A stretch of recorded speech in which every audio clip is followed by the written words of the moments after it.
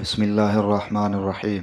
حضرت ابن عمر رضی اللہ تعالیٰ عنہ بیان کرتے ہیں کہ نبی صلی اللہ علیہ وآلہ وسلم کے چند صحابہ کو شب قدر بحالت خواب رمضان کے آخری ہفتہ یعنی 7 ایام میں دکھائی گئی تو رسول اللہ صلی اللہ علیہ وآلہ وسلم نے فرمایا، میں دیکھتا ہوں کہ تمہارے خواب آخری ہفتہ میں متفق و موافق ہیں، پس جو شخص اسے تلاش کرنا چاہے تو وہ اسے آخری ہفتے میں تلاش کرے۔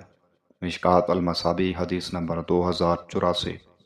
حضرت ابن عباس رضی اللہ تعالیٰ عنہ سے روایت ہے کہ نبی صلی اللہ علیہ وآلہ وسلم نے فرمایا، اس شب قدر کو رمضان کے آخری عشرے میں تلاش کرو۔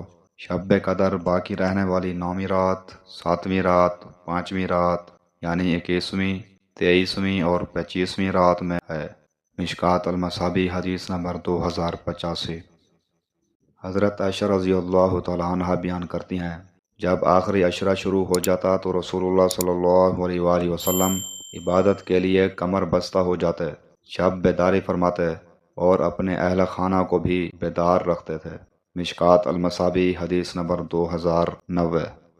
حضرت عائشہ رضی اللہ تعالیٰ عنہ بیان کرتی ہیں، رسول اللہ صلی اللہ علیہ وآلہ وسلم جس قدر آخری عشرے میں عبادت و سخاوت کرنے کی کوشش کرتے تھے وہ اس کے علاوہ کسی اور وقت نہیں کرتے تھے۔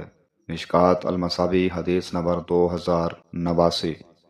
حضرت ابو سعید خدری رضی اللہ تعالیٰ عنہ سے روایت ہے کہ رسول اللہ صلی اللہ علیہ وآلہ وسلم نے رمضان کے پہلے عشرے میں اعتکاف کیا، پھر آپ نے درمیانے عشرے میں ایک چھوٹے سے خیمے میں اعتکاف کیا، پھر آپ نے اپنا سر باہر نکال کر فرمایا، میں نے پہلا عشرہ اعتکاف کیا، میں اس رات کو تلاش کرنا چاہتا تھا، پھر میں نے درمیانے عشرے کا اعتکاف کیا، پھر میرے پاس فرشتہ آیا تو مجھے کہا گیا کہ وہ آخری عشرے میں ہے، جو شخص میرے ساتھ اعتکاف کرنا چاہے تو وہ آخری عشرہ اعتکاف کرے۔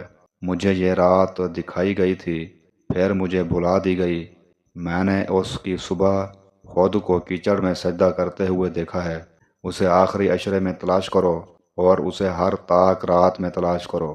راوی بیان کرتے ہیں، اس رات بارش ہوئی، مسجد کی چھت شاخوں سے بنی ہوئی تھی، وہ ٹپکنے لگی، میری آنکھوں نے رسول اللہ صلی اللہ علیہ وآلہ وسلم کو دیکھا کہ آپ کی پیشانی پر کیچڑ کا نشان تھا، اور یہ 21ویں کی رات یعنی 21ویں تاریخ تھی۔